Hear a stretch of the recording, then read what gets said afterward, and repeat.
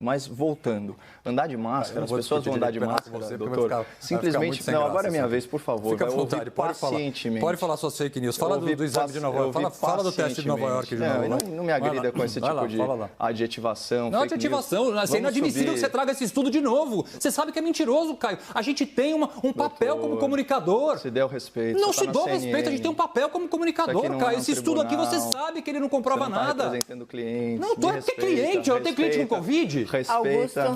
Augusto e Caio, debatedores, por gentileza, em respeito a todos, baixem o tom, por favor. Caio, suas primeiras considerações, então, por favor. Então, mais uma divergência entre mim e o doutor Augusto. Bom, um dos pressupostos aí de um bom debate é a credibilidade dos debatedores. Mas ontem, nesse mesmo programa, eu tive a minha credibilidade questionada publicamente, por isso eu quero aproveitar essa fala inicial para defender a minha reputação e o meu compromisso com a verdade. Em dado momento da minha argumentação, eu disse o seguinte, abre aspas, no contexto de uma doença altamente infectante, como a Covid-19, é muito difícil fazer um isolamento social efetivo, tanto que os números de Nova York, que foi o epicentro da pandemia no Ocidente, deixaram isso muito claro. 2/3 das contaminações em lockdown, que é uma versão aí mais severa de isolamento e quarentena, foram dentro de casa. Em uma resposta, por assim dizer, muito exaltada a essa minha colocação, o Dr. Augusto retrucou. Não dá para trazer de novo esse estudo de Nova York de que 2/3 das pessoas ficaram infectadas em casa. Eu desmontei esse teu argumento aqui ao vivo. Continuou. Esse estudo foi feito com 66 pessoas. Ele não significa nada. Vamos tratar da realidade. Então, eu peço ao espectador que grave essa informação simples e objetiva. Um estudo, que não significa nada, com 66 pessoas. Por mais de 4 minutos, eu ouvi pacientemente e, acima de tudo, respeitosamente o discurso do meu colega. Mas, quando eu iniciei a minha réplica, eu já fui interrompido em menos de 10 segundos de fala. E ainda tive que escutar o seguinte absurdo. Fica à vontade, pode falar suas fake news. Fala do teste de Nova York. Bom, a definição de fake news ela ainda é muito vaga, mas já é tratada como crime no âmbito do STF. Em linhas gerais, fake news é uma notícia fraudulenta, veiculada com o objetivo de desinformar, ou pior, manipular o público. Acusar um comentarista político de disseminar informações falsas talvez seja ofensa máxima à sua honra e à sua reputação profissional. Seria como acusar um advogado criminalista de defender penas maiores para os seus clientes. Mas o Dr. Augusto foi além, insinuando que eu dissemino informações sabidamente falsas, ou seja, que eu minto intencionalmente para a audiência da CNN. Olha esse trecho. É inadmissível que você traga esse estudo de novo. Você sabe que é mentiroso, Caio. A gente aqui tem um papel como comunicador. Bom, após essas sucessivas grosserias, eu tentei lembrar ao meu debatedor que ele estava num ambiente de excelência. E aqui na CNN, a gente tem um manifesto que orienta, o que deveria orientar a nossa conduta profissional. Ele diz o seguinte no seu trecho final: fatos não são interpretações. Uma vez que os fatos já estão estabelecidos, opiniões podem ser formadas. É por isso que, na CNN, nós começamos com os fatos. Então vamos aos fatos sobre os dados da pandemia em Nova York, divulgados pessoalmente pelo governador Andrew Cuomo em 6 de maio. Lembrando que o Dr. Augusto alegou ontem que esse estudo foi feito com 60 pessoas e que ele não significa nada, certo? Fala do governador. Se você reparar, 66% das pessoas infectadas pelo vírus estavam em casa, o que é chocante para nós. E só para complementar essa informação do governador, outros 24% dos pacientes estavam em casas de repouso ou de assistência especial. Portanto, cerca de 90% das contaminações por Covid-19 em Nova York se deram em ambiente domiciliar. Isso em plena vigência de um isolamento social muito mais rigoroso que qualquer um aqui no Brasil. O governador, ele continuou: nós pensamos que talvez eles, os pacientes infectados, estivessem usando o transporte público e tomamos precauções especiais. Mas, na verdade, não. As pessoas estavam literalmente em casa. Estavam trabalhando? Não. Agora, será que o governador de Nova York, no auge da pandemia, ia repercutir números de um estudo irrelevante feito com apenas 66 pessoas? Certamente não. E, para comprovar isso, a gente pode consultar o serviço de checagem de fatos do Grupo Estado. O Estadão Verifica, que analisou o tema e cravou o seguinte, aspas, o governador Andrew Cuomo deu uma entrevista coletiva para falar sobre os dados coletados pelo Departamento Estadual de Saúde. Foram mais de 1.300 pacientes internados em 113 hospitais de todo o estado ao longo de 3 dias.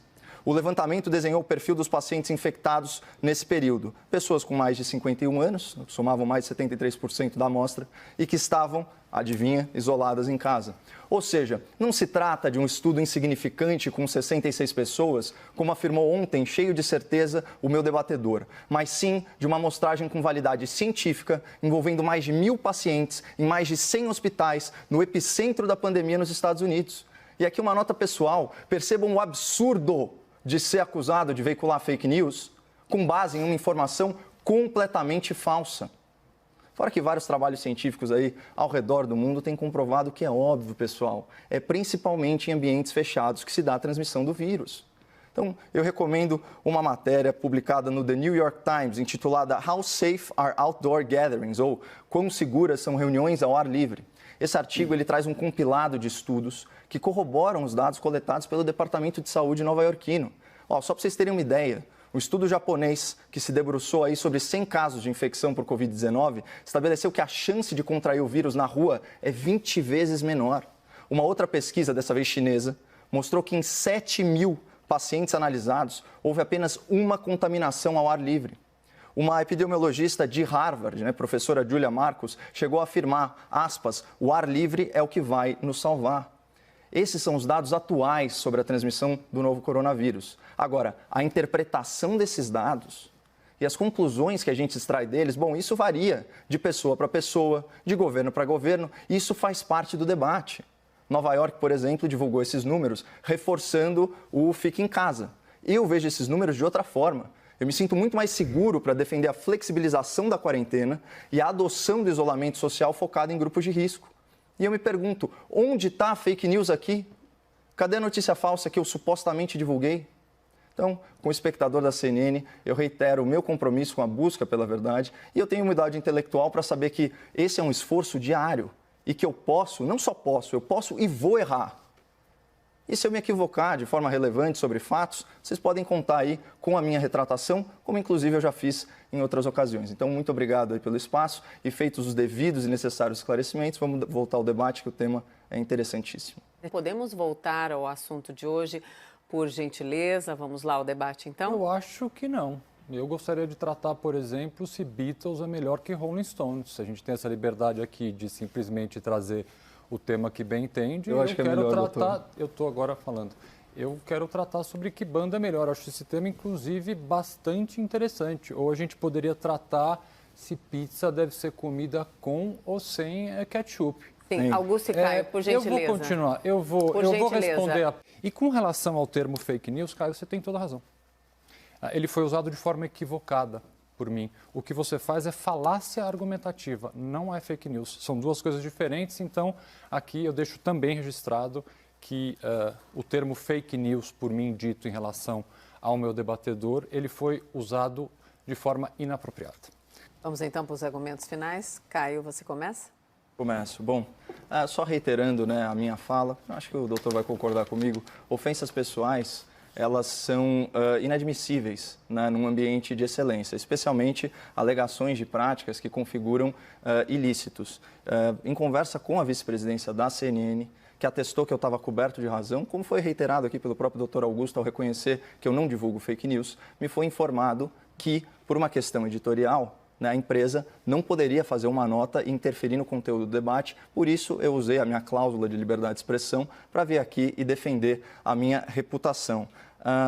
Sempre que eu incorrer em falácia argumentativa, Augusto, por favor, aponte. Eu consigo apontar várias suas, inclusive uma agora, a ad hominem, o ataque à pessoa, mas também a falácia do espantalho, cantar vitória e uma série de outras expressões que a gente estuda em erística. Recomendo aí ao espectador da CNN que leia Schopenhauer sobre isso. E ficou muito claro aí pelas suas falas que, embora você tenha admitido o erro, você não teve a grandeza de caráter de pedir desculpa. Augusto? Ai, Caio. Eu gostaria de trazer ao espectador coisas que só nós sabemos.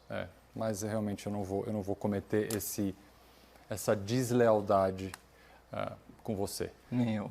De qualquer forma, eu volto a afirmar, acho que a sua reputação está muito mais abalada pelas posições completamente equivocadas que você sustenta. Afirmada, sim, com base em falácias. Muitas delas falácias. Aí que a sua reputação se abala. Boa noite.